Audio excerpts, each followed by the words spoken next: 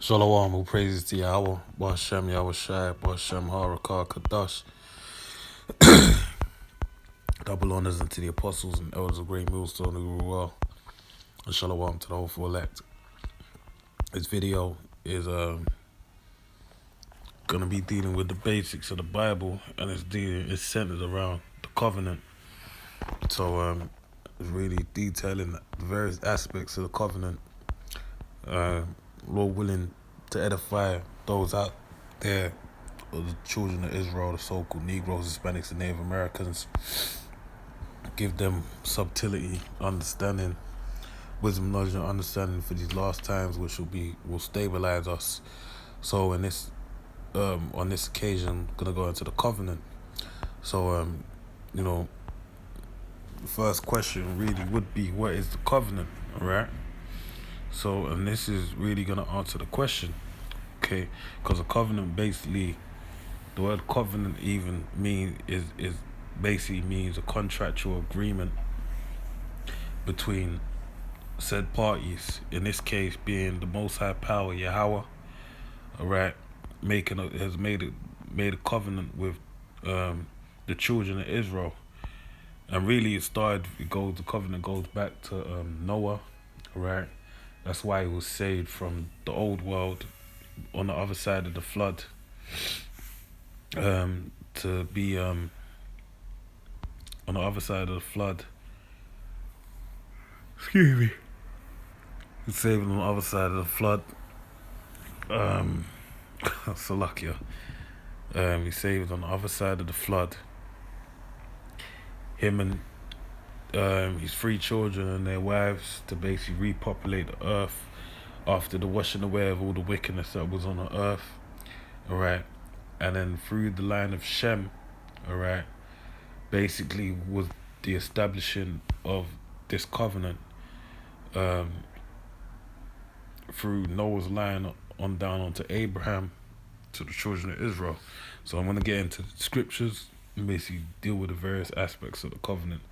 And we'll go with this. This was Psalms 105 and 6. O ye seed of Abraham, his servant, ye children of Jacob, his chosen. Alright. He is the Lord Yahweh, our power. His judgments are in all the earth. He hath remembered his covenant forever, the word which he commanded to 1,000 generations. Right? And that don't mean after 1,000 generations it's done. It means forever. And that's like a stylish way of saying it, so to speak. Which covenant he made with Abraham, and his oath unto Isaac, and confirmed the same unto Jacob for a law, and to Israel for an everlasting covenant. All right. So this covenant was said to last forever. All right. So some may look at the conditions that the children of Israel were in and say, well, we ain't got, they may even say the so-called Negroes, Hispanics, and Native Americans ain't the true Israelites. The Jews are the true Israelites because they're in the land. Well, they were put in the land under the Balfour Declaration. They weren't put in the land under the Most High Power. All right. And there's many key prophecies, some which I'm going to touch upon during the course of this lesson. Even this one, okay, right here, goes into it. But basically, that shows they're definitely not the real children of Israel, and that it pertains to us. So, as a point, we were driven out of the land. That was one of the curses, all right? Which a curse, basically, as it tells you in the book of Deuteronomy, the 28th chapter and the 15th verse on down, it tells you that these curses will come upon us if we don't follow the laws. So this is Baruch 2 and 35, and I will make an everlasting covenant with them to be their power, and they shall be my people, and I will no more drive my people of Israel out of the land that I have given them. All right? Because the land of Israel was promised unto Abraham, all right? For really, the reason why it was promised is obviously because that land was always appointed for us, a land wherein we could keep the law, statutes, and commandments, all right? And then really, also the fulfilling the prophecy being a testimony of Yahweh Shai, being a showing of the great power of Yahweh Bashem El Shai. The word of Yahweh is prophecy, the fact that he will say something and then he will come through and accomplish it. And that prophecy being the curse of Canaan, alright? And that's why it was fulfilled when the land was given over to us during the time of the conquest, alright? But obviously, ultimately, we were kicked out due to the curses that I mentioned. And the funny thing about that, the curses, were done and were scattered throughout all the land, alright? Excuse me. But it tells you one of the prophecies in Ezekiel 37 and 21 on down, it tells you that we'll be put back in the land. Okay, so I'm going to quickly touch on this point.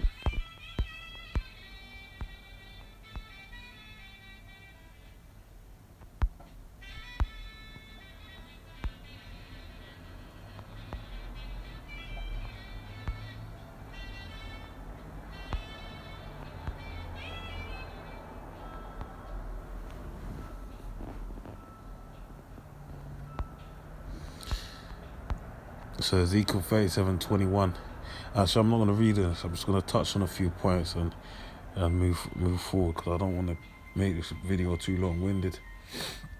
I say unto them, thus saith the Lord power, behold, I will take the children of Israel from among the heathen, alright, where we've been scattered. So the Most High said he's going to do that, not out the Balfour Declaration, okay, from among the heathen, whether they be gone, and will gather them on every side and bring them into their own land. Alright, the Most High said he will do that. And then we read on more, it tells you that King David, the two nations shall become one. Alright, and King David shall be ruler over us, and we shall have one shepherd, being Yahweh Shai.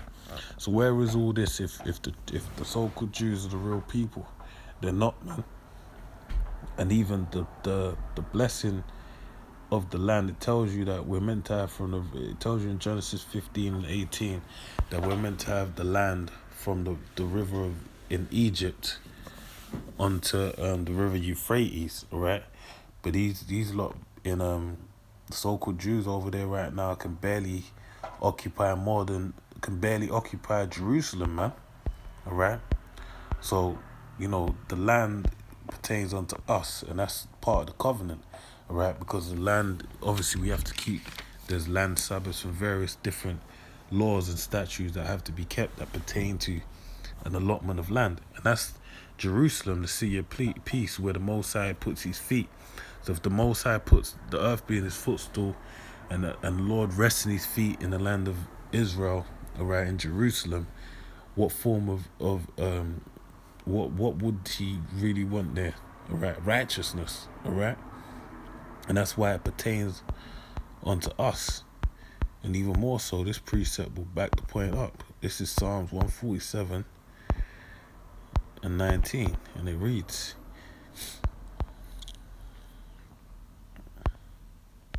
and this furthermore shows you who the covenant's for, man. He showeth his word unto Jacob, his statutes and his judgments unto Israel. Alright, he have not dealt so with any nation, and as for his judgments, they have not known them. Praise you the Lord. Alright, they haven't known them. Hence why it tells you in the book of Amos, the 3rd chapter, 3 and 1, you only have I known of all the nations, therefore shall I punish you for your iniquities. Alright, that's why we were cursed, alright, because that was the covenant made between the Most High power, Yahweh Bashem El Shai, and the children of Israel, okay? And this is, the covenant can't be moved out of place. This agreement that's in place can't be moved out of place. And to prove that point, I'm going to go to Jeremiah. Sorry, man. 31. Go to verse 35. Obviously, the verses before this speak about the second covenant, but we ain't gonna touch on that. We're gonna go to this point. Verse 35.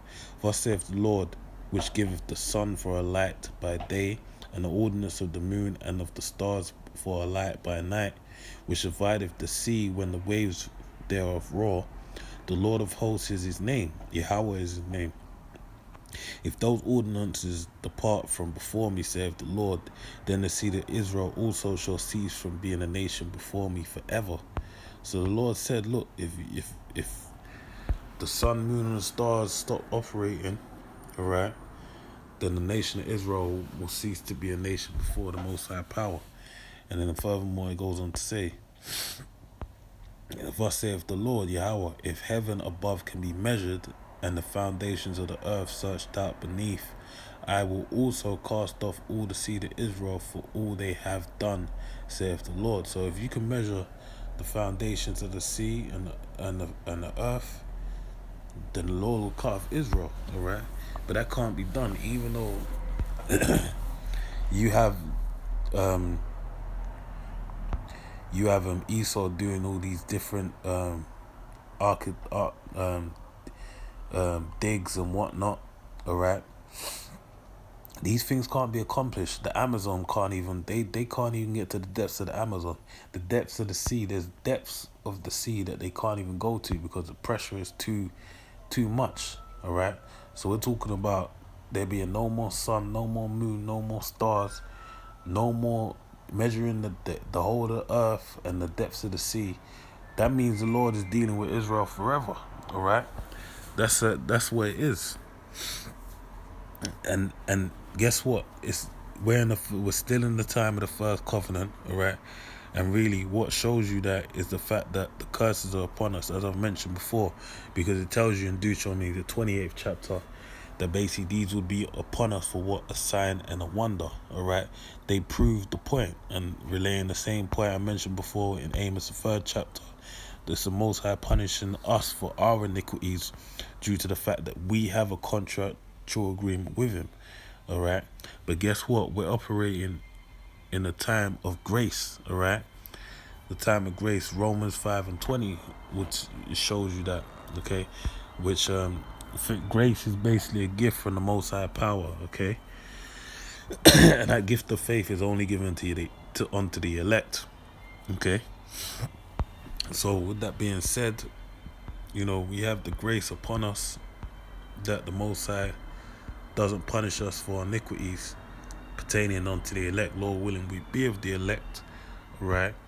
And this is really, it won't be fulfilled. This grace won't be fulfilled until time of the last trump, and when we come into our changing, right?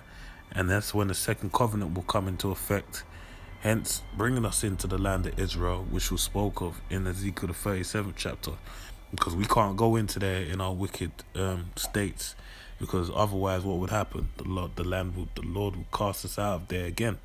But since this time when we return, we're not going to be, kicked out as times before, all right? And that's really the point, man.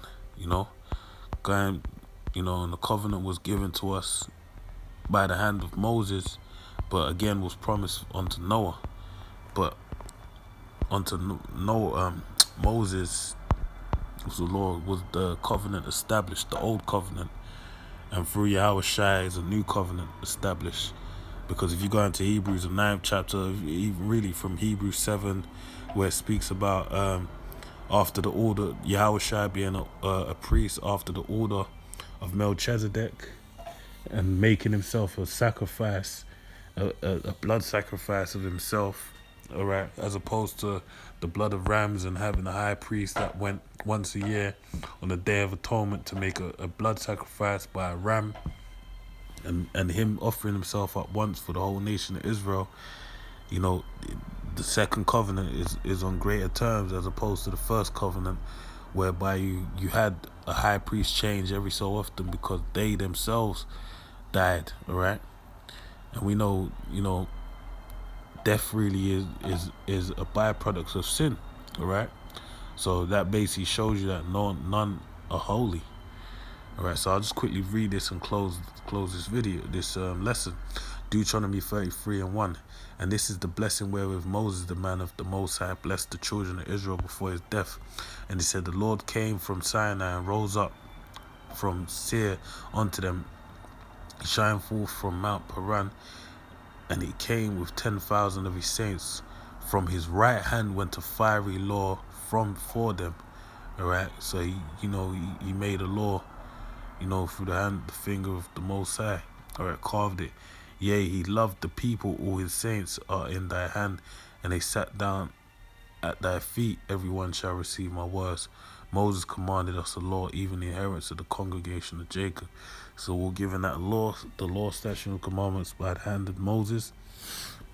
All right, and it pertains unto us to this time, and it pertains unto us forever. And that's why it's written. Technically, it is written in our hearts, but we're in the flesh. All right, in our spirit, it's written in that. That's why we do things, even when we're not aware of the word. We do things that pertain to it, but due to the fact that we're in the flesh,